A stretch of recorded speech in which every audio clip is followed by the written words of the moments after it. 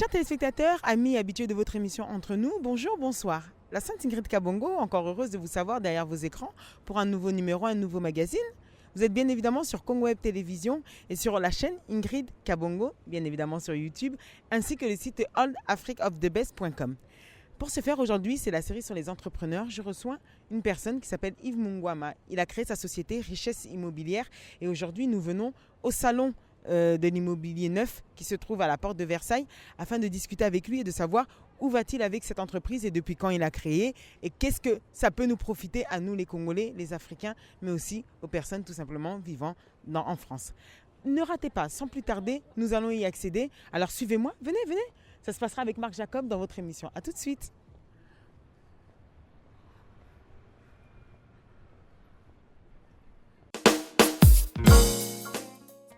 Chose promise, chose due, nous sommes donc avec Yves Mungwama, le directeur commercial de Richesse Immobilière, au salon bien évidemment de l'immobilier. Bonjour. Bonjour. Comment allez-vous? Ça va, merci et vous? Ça va très bien. Alors nous avons le plaisir de vous recevoir aujourd'hui dans mon émission Entre nous. Un petit mot Nabatuto Bazotalayo peut-être? Mbote na famille Soya Congo. Bonjour à tous les internautes et à tous ceux qui vont suivre l'émission. Et j'espère que beaucoup d'entre eux deviendront propriétaires après l'émission.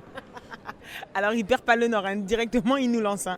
Alors, bien évidemment, dans cette émission qui nous emmène à aller voir les personnes qui sont dans l'entrepreneuriat, qui sont entrepreneurs. Aujourd'hui, nous avons choisi Richesse Immobilière. Nous sommes bien au stand comme promis. Dans notre première partie, Yves, ça va partir très rapidement, comme je te l'avais expliqué, hein, pour pouvoir revoir avec toi qu'est-ce qui t'a emmené à ça.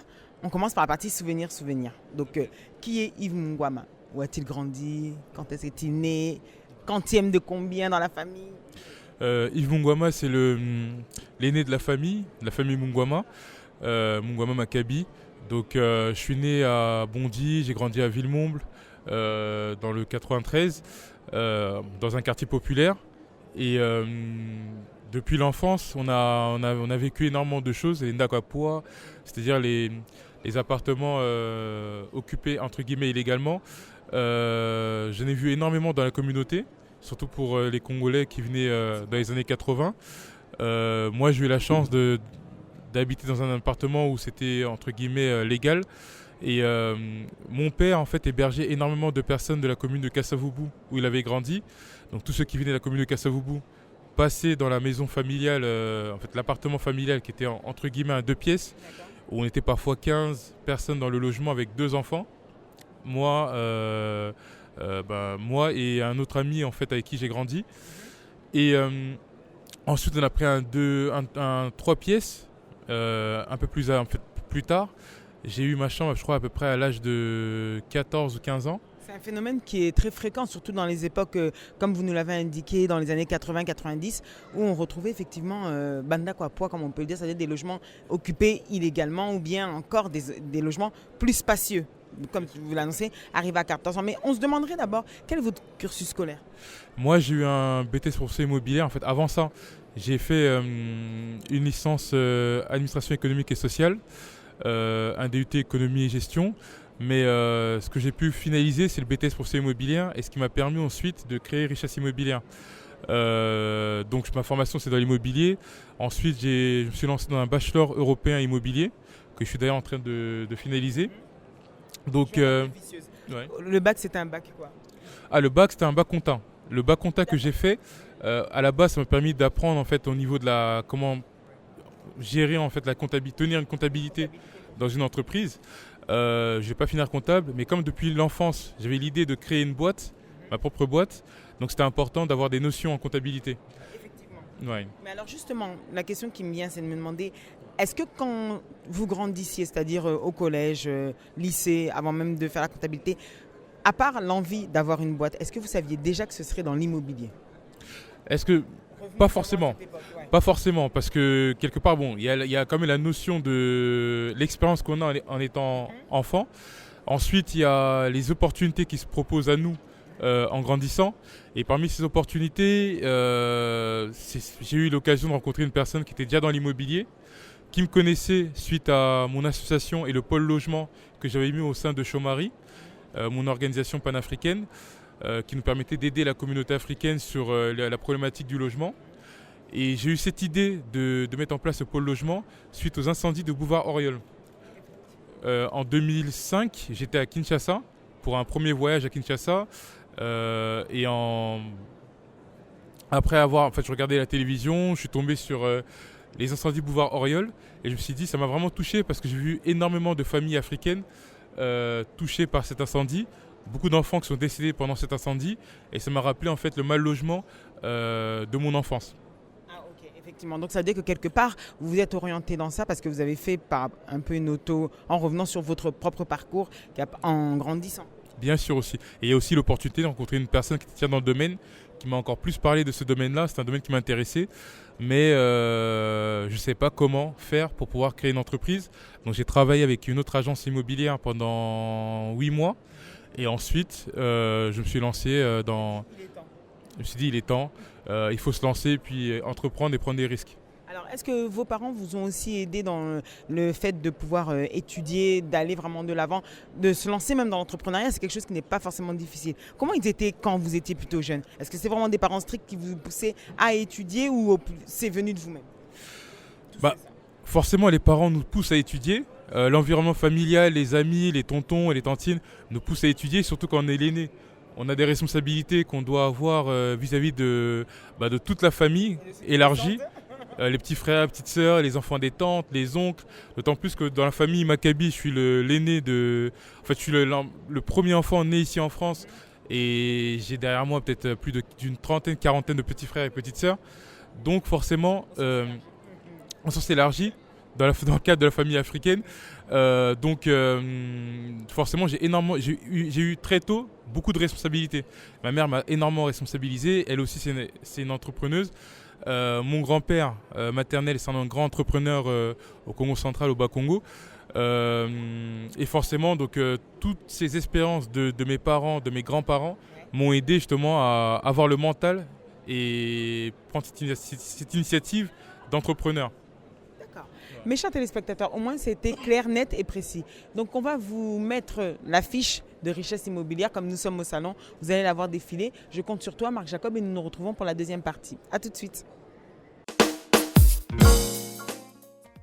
Chérie, t'as pensé au loyer? Justement, il y en a marre de jeter les loyers par les fenêtres. Tu sais que Marie est devenue proprio? Marie? Avec 1 400 € par mois? Oui, et sans apport. Grâce au site richesseimmobilière.com. Oui, grâce à richesseimmobilière.com, les revenus modestes peuvent enfin devenir propriétaires. Richesseimmobilière.com vous aide à présenter le meilleur dossier auprès des banques et vous accompagne de A à Z. Richesseimmobilière.com offre aux fonctionnaires et aux personnels médicaux les frais de notaire ou une cuisine. Pour une simulation gratuite, rendez-vous dans l'une de nos 4 agences sur Paris et en banlieue. Voilà mes chers téléspectateurs, vous êtes bien évidemment dans cette émission entre nous avec Yves Mungwama. J'espère que je vous mets à l'aise. Hein? Oui, si, je suis à l'aise. Donc c'est entre nous dans cette émission. Alors dites-moi, parlez-moi un peu justement des difficultés qu'on peut rencontrer quand on se lance dans l'entrepreneuriat. Ça veut dire de se dire, je deviens mon propre patron. La première difficulté, c'est d'avoir justement la confiance des membres. En fait, on est confronté à plusieurs problématiques. Déjà la problématique du budget. Il faut avoir une trésorerie pour pouvoir entreprendre. Le relationnel, c'est important d'avoir du relationnel, d'avoir du réseau. L'environnement familial, ça compte aussi. Et la clientèle, il faut gagner aussi la confiance de sa clientèle. Et le problème qu'on a au sein de notre communauté africaine antillaise, et particulièrement chez les Congolais, c'est le manque de confiance. Pourquoi? Parce que beaucoup ont essayé et n'ont pas réussi. Donc il y a eu cet échec dans l'entrepreneuriat. Donc forcément, on part toujours du principe que voir une entreprise de Congolais, cette entreprise ne va pas forcément prospérer. Donc, peut-être il y a la crédibilité qui ne leur est pas accordée. Il y a la crédibilité, il y a aussi le problème en fait de la confiance qu'on a entre nous. C'est vrai que quand on voit une entreprise congolaise ou gérée par un Congolais, la première des choses qu'on se dit, c'est est-ce que c'est sérieux? Donc quand c'est une entreprise africaine aussi, entre nous, on n'a pas une hésitation en fait. Et comment vous justifiez? Vous faites votre propre analyse. La propre analyse, quand on lit l'histoire, on comprend qu'il y a eu des faits comme l'esclavage, la colonisation, où pousser le noir en fait à combattre le noir ou à se détester entre nous. Et donc forcément, ça crée cette crise de confiance entre nous. Et de génération en génération, on n'a jamais fait de travail au niveau psychologique pour pouvoir remédier à ce problème. Et ce problème continue de génération en génération. Après, d'autres aussi ont abusé. On a une génération de nos parents parfois qui ont entrepris des choses, mais avec toujours pas dans le mauvais... En fait, avec un esprit peut-être différent du nôtre. Donc nous, ce qu'on veut apporter, c'est autre chose. C'est montrer qu'on peut être entrepreneur et ne pas seulement être là pour gagner de l'argent, mais aussi entreprendre pour permettre à sa communauté de pouvoir grandir. Est-ce qu'aujourd'hui, vous pouvez l'associer, par exemple, Yves, en le disant que c'était peut-être un problème de culture? Je reviens dans ces années 80. Il y avait les systèmes Yabashekula. C'est-à-dire les gens faisaient des faux chèques. Pourquoi? Parce qu'on accordait ça facilement. Aujourd'hui, le chèque, d'ailleurs, est presque... on l'utilise presque plus, peut-être 30 ans après. Est-ce que ce n'est pas dû aussi à ça, au fait, il y a un Ndakabapua, ça veut dire que même si on n'a pas de logement, mais entrer dans un logement illégalement. Est-ce que peut-être pour vous, ça ne reprendrait pas la culture? Un problème de culture, c'est-à-dire on arrive dans un système qu'on ne connaît pas, si on prend la vie au Congo et celui-ci, c'est des facilités qu'on nous accorde et finalement en abuser. C'est vrai qu'il y a eu de l'abus, mais quelque part, je me dis que sans ces personnes-là, peut-être que beaucoup d'entre nous n'auraient pas eu l'occasion d'étudier et de pouvoir en fait se loger, de pouvoir vivre d'une certaine, avec un peu plus de sécurité. On sait qu'il y a des familles, par exemple si on prend certaines communautés aujourd'hui, qui se trouvent dans la rue, en fait avec femmes, enfants, etc. Donc quand on est dans une situation où on n'est pas en règle au niveau administratif, on subit la discrimination au logement, on subit différents problèmes. Parfois, chercher des solutions, c'est faire preuve de débrouillardisme, et donc c'est très bien. Mais quand on reste dans cet esprit d'illégalité, forcément, à un moment donné, ça devient de la facilité. Et donc pour nous, les aînés, ils sont peut-être tombés dans ce piège-là. Nous, on a étudié ici, on a grandi ici, on apporte autre chose. On est obligé d'apporter notre vision parce qu'on a côtoyé différentes communautés et on a aussi cette envie d'entreprendre pour développer, on va dire, notre communauté, sécuriser notre communauté sur la question du logement, mais leur permettre aussi de pouvoir un jour investir et mieux investir en Afrique avec les meilleurs conseils, etc. Donc, on est obligé d'apporter autre chose, d'apporter une nouvelle vision dans l'immobilier, mais dans tous les secteurs importants de la société. Donc forcément, c'est autre chose.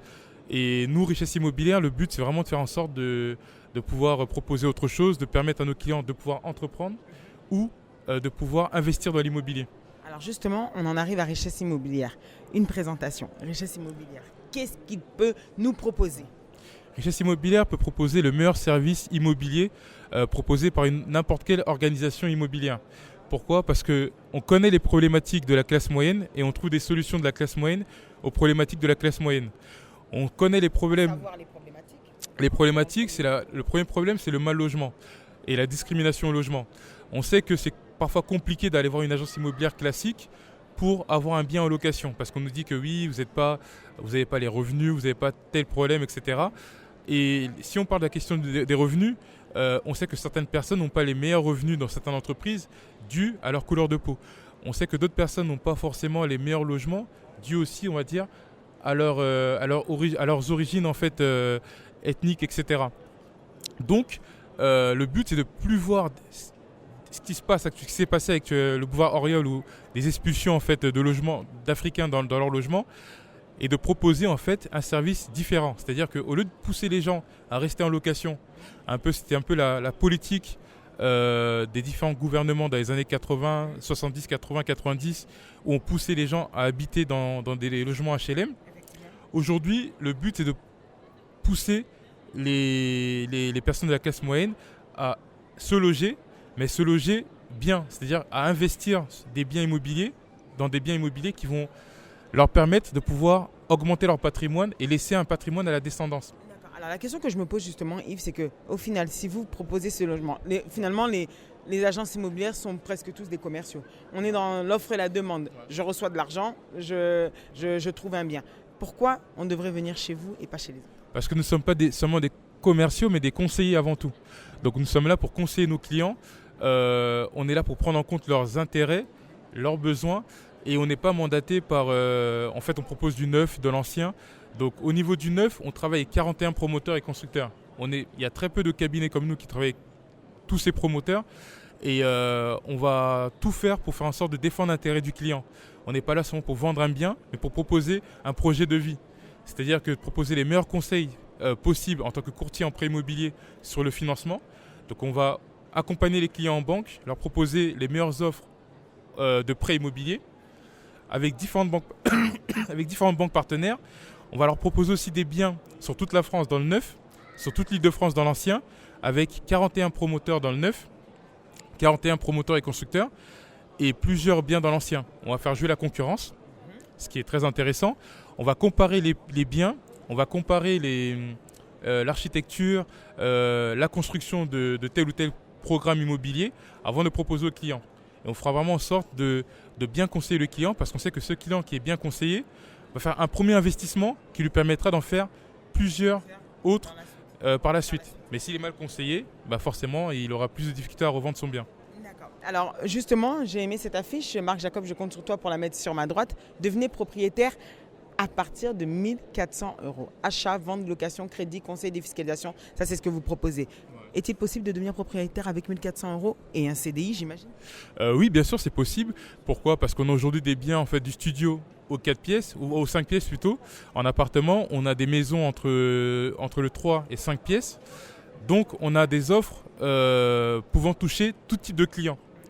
Au niveau du financement, on est aussi courtier en prêt immobilier. Donc, on va se battre pour nos clients au sein des banques. On va leur trouver des solutions de financement adaptées à leurs revenus et à chaque profil. Nos clients peuvent acheter seuls ou en couple.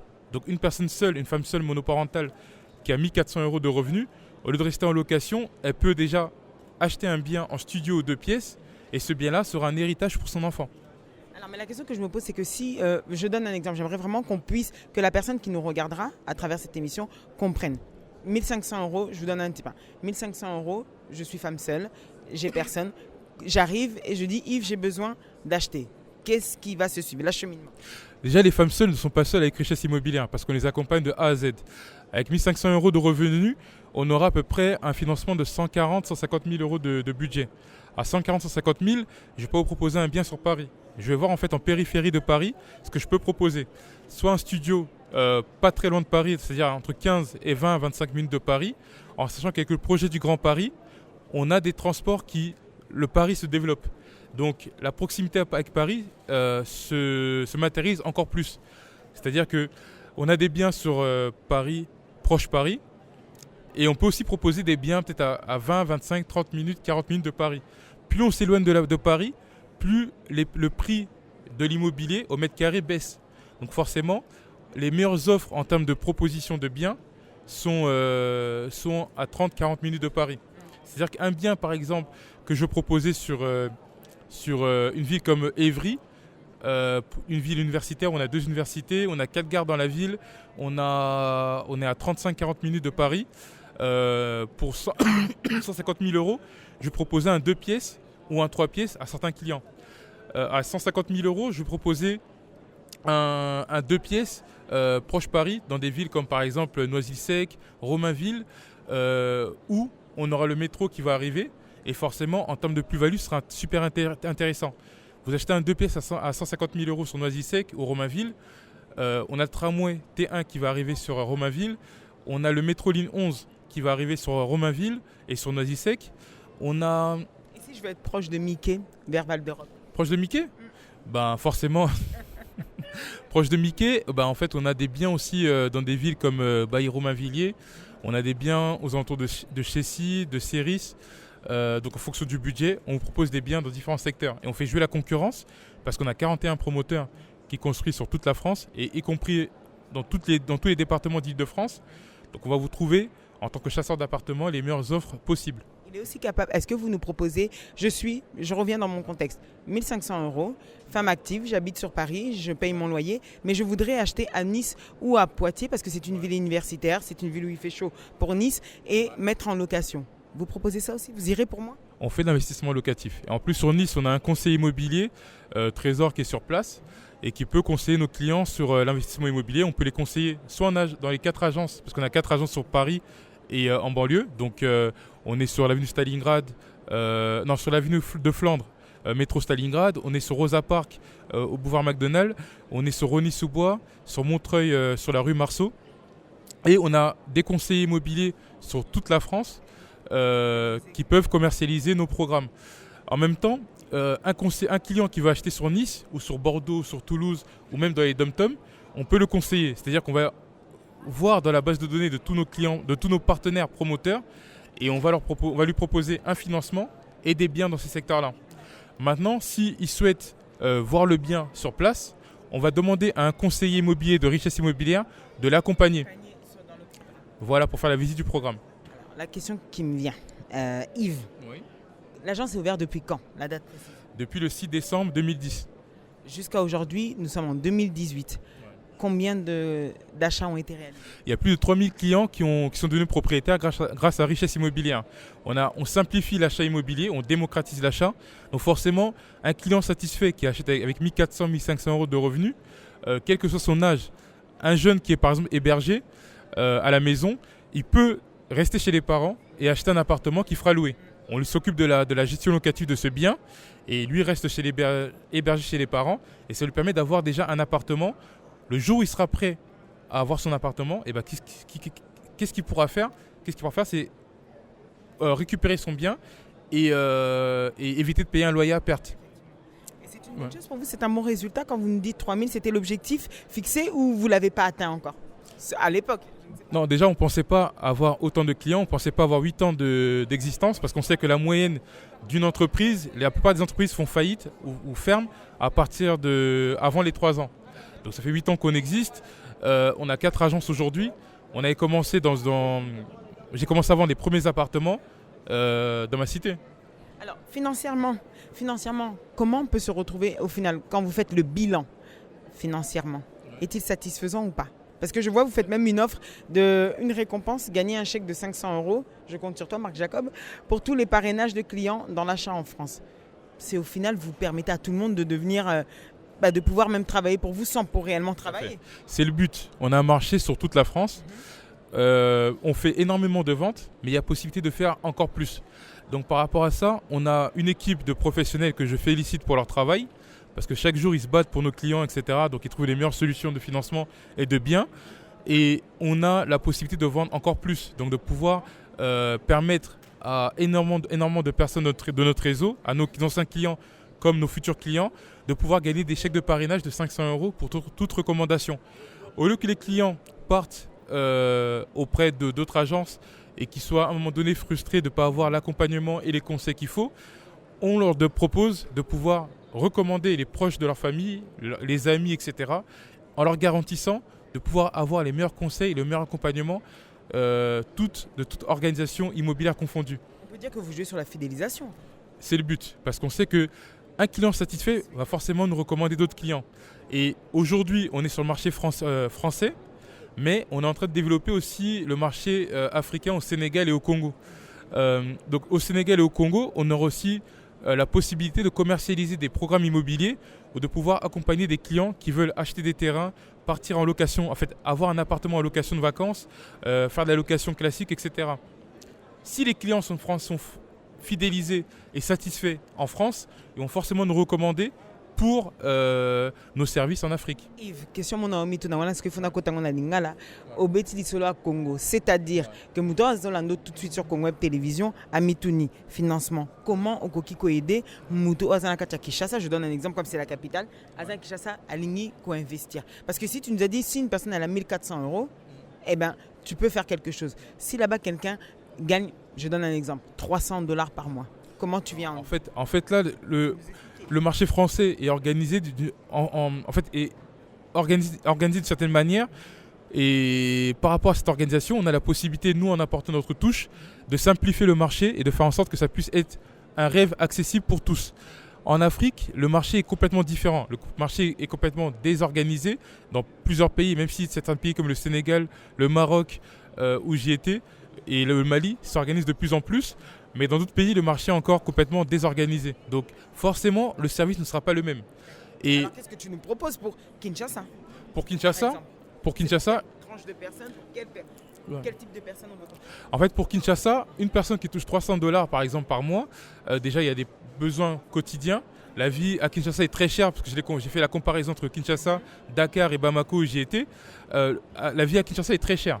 Donc une personne qui touche 300 $, c'est déjà bien par rapport à d'autres, mais on n'a pas une capacité d'épargne suffisante pour pouvoir investir dans l'immobilier. Toi, tu interviendras pour quelle personne alors? Pour quelle tranche de salaire? pour la future classe moyenne émergente. Il y a une classe moyenne émergente au Congo et comme partout en Afrique. Pour la diaspora, parce que la diaspora investit énormément sur l'ensemble du continent et particulièrement au Congo. Et cette diaspora-là veut aujourd'hui acheter un bien, acheter un terrain, partir en location de vacances pour profiter du pays, de la famille, etc. Donc c'est cette diaspora qu'on peut accompagner pour investir au pays ou pour partir en location de vacances. Comment vas-tu combattre commissionnaire? Pour l'ensemble, il faut commissionnaire moko, allez, c'est lui qui arrange et qui fait. Comment vas-tu combattre ce phénomène? En fait, les commissionnaires, le but c'est pas de les combattre, c'est de pouvoir améliorer leur expertise. C'est bien pour eux, mais c'est aussi l'image du pays. Donc si on a des commissionnaires encore plus formés, et c'est ce qu'on va apporter en termes de formation, on va apporter de la formation, on va apporter du conseil pour que les commissionnaires soient mieux formés, qu'ils maîtrisent le marché immobilier, mais aussi le droit immobilier, parce que les commissionnaires font c'est du street, en fait c'est l'immobilier de rue, parce que le marché n'est pas encore organisé, mais de notre côté, en apportant de la formation, en les formant non pas seulement sur le droit français, parce que ça n'a rien à voir du droit immobilier français, mais sur le droit immobilier congolais, parce qu'on a un droit immobilier congolais qui n'est pas exploité. Pourquoi? Parce qu'il y a un manque de connaissances. Donc les former sur les droits immobiliers congolais, les former sur la connaissance du marché de l'immobilier congolais, mais aussi sur la qualité du service, parce que c'est super important. Donc c'est le but de Richesse Immobilière, de former les commissionnaires, de pouvoir valoriser le marché de l'immobilier, parce que beaucoup de secteurs d'activité, beaucoup de métiers dans l'immobilier, en fait beaucoup de métiers au Congo ne sont pas valorisés. On le sait par exemple avec les photographes, aux caméramans, parce que mon petit frère c'est Kimia Prod, donc j'ai pas mal de petits frères qui sont dans Kimia Prod, et on sait que le métier de photographe à l'époque n'était pas valorisé. Le métier de commissionnaire au Congo dans l'immobilier n'est pas valorisé, comme beaucoup de secteurs.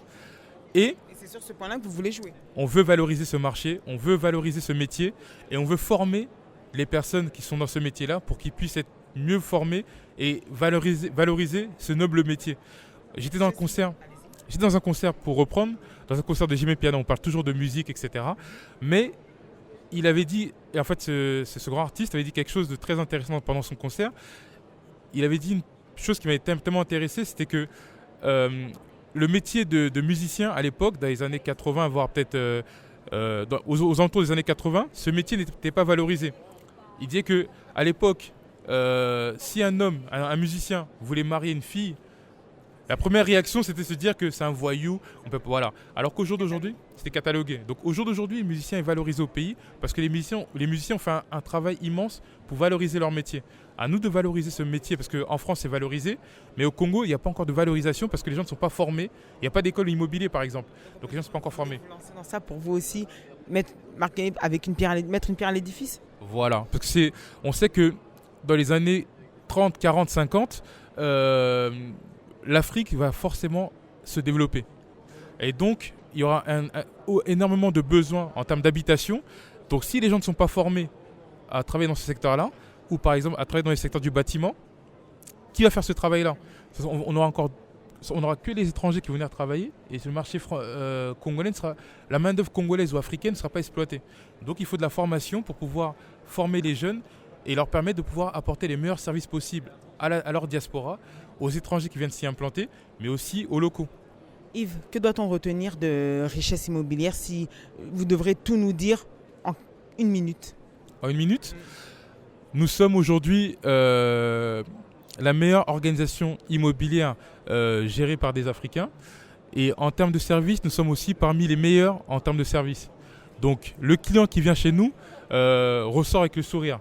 Quel que soit ses revenus, il a la possibilité aujourd'hui d'accéder à la propriété avec peu ou pas d'apport à partir de 1 400 € de revenus. Les banques parfois disent que ce n'est pas possible d'accéder à la propriété sans apport ou avec 1 400 € de revenus, mais chez nous, on rend ce rêve possible et accessible. Donc, il y a une seule chose, c'est de nous tester, comme plus de 3000 clients l'ont fait aujourd'hui, et de pouvoir avoir les meilleurs services possibles. On a 4 agences, on peut vous recevoir dans ces 4 agences, mais on peut aussi se déplacer.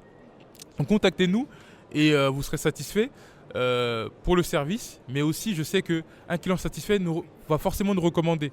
Et c'est comme ça que Richesse s'est développée. On permet aux clients d'accéder à la propriété avec peu ou pas d'apport et sur toute la France. pour de la résidence principale, de l'investissement locatif ou de la défiscalisation. Ceux qui payent beaucoup d'impôts ont la possibilité d'en payer moins et de nous contacter pour défiscaliser. Et nous sommes jeunes, on a énormément d'énergie, de talent et de pouvoir, d'idées. On peut faire énormément de choses et pour ceux qui veulent acheter au Sénégal ou au Congo, aujourd'hui on rend ce rêve accessible. En tout cas, c'était les mots de Yves. Yves, il y avait une question à laquelle vous ne m'avez pas répondu. Ça paye ? Ce métier ? Oui, sinon, c'est vrai que c'est un métier passionnant. Au-delà de la passion, parce qu'on aide, il y a un rôle social, on aide énormément de personnes à se loger, mais c'est un métier qui est très rémunérateur. Donc, il y a possibilité de pouvoir aussi former des personnes qui veulent travailler dans l'immobilier pour qu'ils puissent gagner leur vie.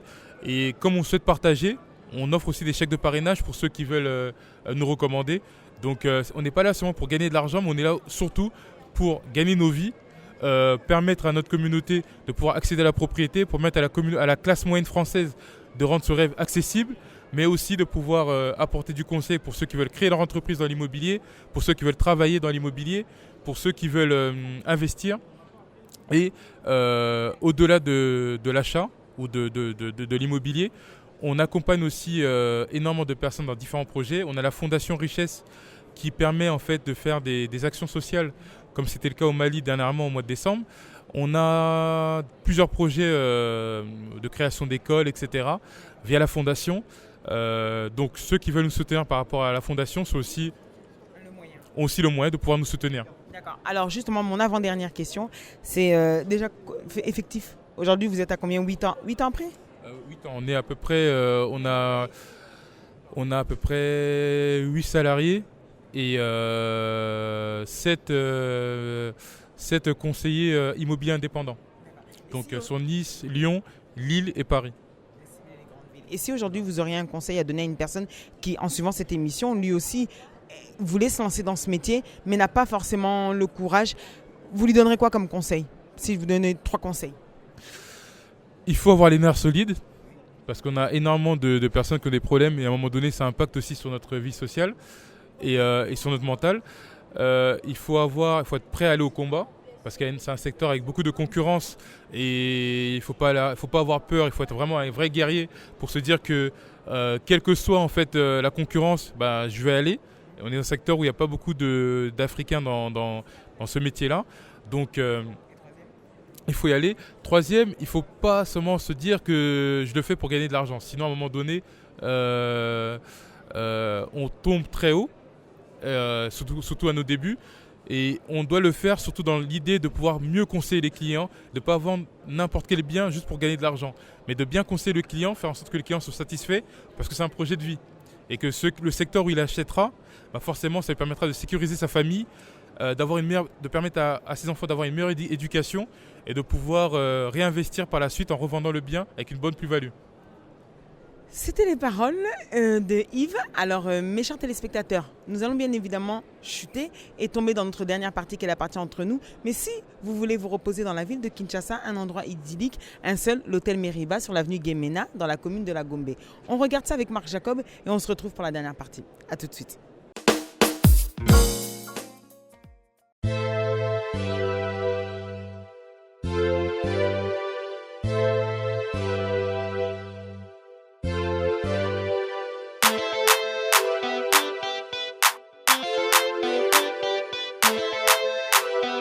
Meriba Hotel, un cadre idéal pour toute catégorie de personnes.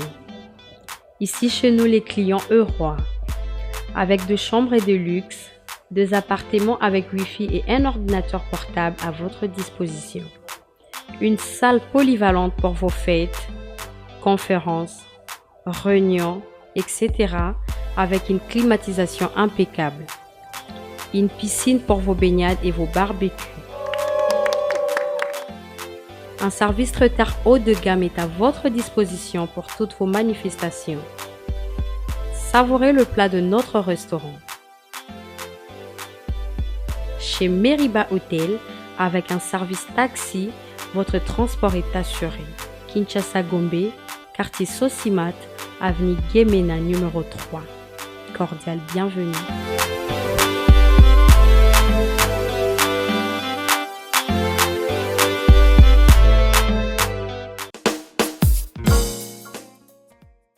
chers téléspectateurs, dans cette partie, la partie entre nous, on va s'intéresser à Yves, mais plus quand il est dans ses activités. Justement, ils vont se demander, quand tu n'es pas en accompagnement, en conseil, en recherche, que fais-tu de ton temps libre? Mon temps libre, je bouquine, je lis quelques livres. Où j'aime bien, comme beaucoup d'Africains, je regarde aussi pas mal de matchs de football. J'aime passer du temps en famille aussi. Quand tu me dis passer match de football, je te demanderai directement de quelle équipe tu supportes en France, en Afrique et au Congo. Le PSG en France, le Paris Saint-Germain avec toute l'équipe qu'ils ont depuis mon enfance. Au Congo, mon père est de Bilima. En fait, à Kinshasa, mon père est de Bilima. Il supporte Bilima. Bon, je crois que c'est Darim, je sais plus. Ouais. Mon Dieu. C'est Bilima, ok. Donc mon père est un fanatique de Bilima. Moi, je suis comme toute équipe Vita et Mazembe. J'ai pas de choix en particulier, mais c'est deux clubs que j'aime énormément. Et les léopards. Les léopards, tout à fait. Alors justement, un plat favori. Plat favori, le pondu. Pondu, c'est quoi l'association kangonani? Ah, Makayabu en tant que Mutandu, Makayabu. Makayabu, j'aime la viande, mais je suis plutôt ma viande, safou et du riz, ou le kwang en fait. Si tu devais te reconnaître, tu fais une autocritique. Omiyebi a une qualité. Donne-nous une. La patience et l'amour, ou l'amour. Défaut? Comme défaut, je déteste la défaite. Donc, tu as beau échec. Ah, je déteste l'échec. C'est vrai? Ouais, tout à fait. Mais on a un défaut, au bon c'est défaut. Non, c'est un défaut. Parce que sinon, ça me rend malade de perdre. Je déteste la défaite et je pense que chez nous, on accepte la défaite et pour moi, c'est un défaut d'accepter la défaite, tout à fait. Ton genre de musique? Mon genre de musique, la rumba. Encore tout à l'heure, c'est la bonne, c'est la rumba.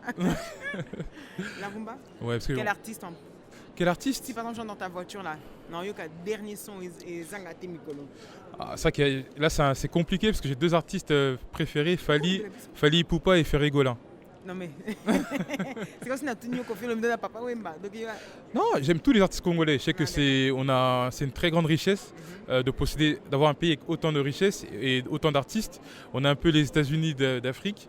Donc forcément, moi j'aime tous les artistes congolais. Je sais que si je peux les soutenir, les appuyer, parler d'eux, je le ferai avec plaisir. Même si c'est vrai qu'on leur demande beaucoup, on demande encore plus que ce qu'ils peuvent apporter au niveau artistique. Ils doivent être encore plus patriotes et apporter énormément de choses pour leur pays parce qu'on a un très grand pays, on a le pays le plus riche et le plus beau au monde. Et donc ils doivent aussi jouer un rôle social auprès de la population qui en a vraiment besoin. Il y a une erreur que je vais rectifier justement, pour plus que ce soit une erreur. Pourquoi richesse immobilière? Souvent richesse, Congo est à richesse. Pourquoi le titre richesse immobilière? Parce que déjà, je sors d'un pays où on vient d'un continent énormément riche. C'est le continent le plus riche au monde, donc on a une richesse culturelle, une richesse historique avec des plus grands royaumes et empires comme le royaume Congo, l'empire Luba, l'Égypte pharaonique, etc. On a des royaumes et empires très puissants qui ont marqué l'histoire. On a une richesse culturelle avec, au niveau de la gastronomie qu'on ne met pas en avant. On a une richesse musicale, artistique, avec énormément de créativité au niveau de la musique. On a une histoire hors norme, on a une intelligence en fait, qui se matérialise dans la musique, dans la créativité, dans le business, etc., dans la débrouillardise. On a toutes ces richesses qui font qu'on peut aussi les apporter dans l'immobilier. Et on sait que l'immobilier, c'est une création de richesse. En fait, c'est le meilleur moyen de créer de la richesse. Donc, investir dans l'immobilier, ça nous permet de créer de la richesse durable. Et au lieu de jeter de l'argent par la fenêtre en créant de la pauvreté immobilière, nous, on part sur un schéma où on se dit que investir dans l'immobilier, dans la pierre, c'est créer de la richesse. Et l'immobilier, c'est une forme de richesse. S'il y aurait une parole, une anecdote ou une phrase qui revient souvent, c'est laquelle? Une phrase qui est souvent? Quelque chose qui revient toujours. Vous avez une manie, c'est de le dire à tout moment. Je sais pas. Une manie, c'est l'entraide, la solidarité. Et un mot que vous dites souvent? Un mot que je dis souvent? La richesse. Si j'avais une baguette magique, Yves, malgré que tu en as vu sur Banzambété, mais j'ai une baguette magique, je te la donne, je te dis, réalise un vœu, lequel? Réaliser un vœu, c'est de faire en sorte que tous les pays tous les peuples puissent profiter de leur richesse. À travers richesse immobilière, j'imagine. À travers la richesse immobilière, mais aussi avec leur intelligence propre, leur culture et surtout avec le travail, en travaillant dur pour pouvoir s'enrichir et pouvoir éliminer la pauvreté. Okay. On se retrouve dans nos dernières questions. On se dit que derrière une personne, un entrepreneur, une personne qui a ses décisions, qui a ce caractère, qui a toutes ses qualités et défauts, il se cache forcément quelqu'un. Bien sûr. Yves Mungwama est un cœur pris ou un cœur à prendre? Un cœur pris ou un cœur à prendre? Un cœur à prendre parce que j'appartiens au peuple. Vous jouez pas le jeu.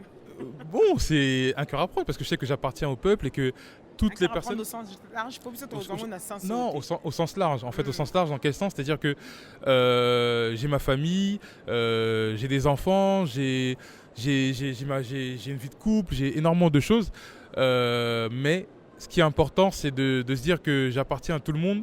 Parce que on sait que Jésus n'appartenait à personne, Kimbangu n'appartenait à personne, Lumumba n'appartient pas seulement aux Congolais, mais à tous les révolutionnaires, à toutes les personnes épris de justice. Et je pense qu'aujourd'hui, j'appartiens à personne parce que ce qu'on fait, c'est pour tout le monde. Ouais. Donc c'est un cœur pris, mais à prendre aussi, on s'est compris. Merci à toi de nous avoir, reçus dans le stand où vous étiez, au salon de l'immobilier. Ouais. Le salon de l'immobilier neuf qui se trouvait à Porte de Versailles. Des remerciements peut-être à donner?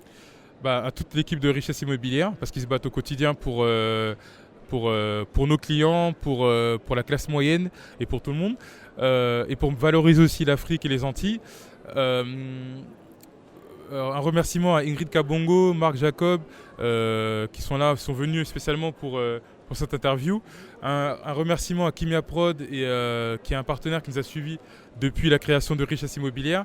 Et un remerciement à tous nos clients, à la communauté africaine antillaise qui croit en notre projet, à la classe moyenne avec qui on a grandi, des jeunes de différentes communautés qui sont là, qui sont fiers d'avoir un jeune avec qui ils ont grandi. Par exemple des jeunes de Villemomble qui me soutiennent énormément là où j'ai grandi, les parents qui m'ont donné une bonne éducation, qui nous ont donné une bonne éducation à tous les membres de Richesse Immobilière parce qu'on a envie de pouvoir améliorer leur retraite, de pouvoir faire en sorte qu'ils soient fiers de l'éducation qu'ils nous ont donnée, et à toutes les femmes parce que la clientèle de Richesse Immobilière c'est 70% de femmes. Donc sur 3000, on est presque 2000 et quelques. Voilà, tout à fait. Merci à toi, donc encore je te remercie. Merci à toutes les personnes qui nous ont suivis dans cette émission. Et les remerciements iront directement à Congo Web Télévision, mon président Gabriel Chabani Record, sur votre site allthebestafrique.com. Pour toutes les personnes, on est dans la série sur l'entrepreneuriat. Donc c'est-à-dire toutes les personnes qui ont une activité, toutes les personnes qui se différencient, qui essaient d'apporter une pierre à l'édifice. C'est là que la Sainte Ingrid Kabongo ira. Je vous dis Marc Jacob pour ces belles images, MJB Productions, Talabiso Mata, Kita Mata. Et n'oubliez pas que tout ce qui s'est dit ici dans cette émission avec Yves Mungwama et la Sainte Ingrid Kabongo restera entre nous. Entre nous, ciao ciao. Merci beaucoup.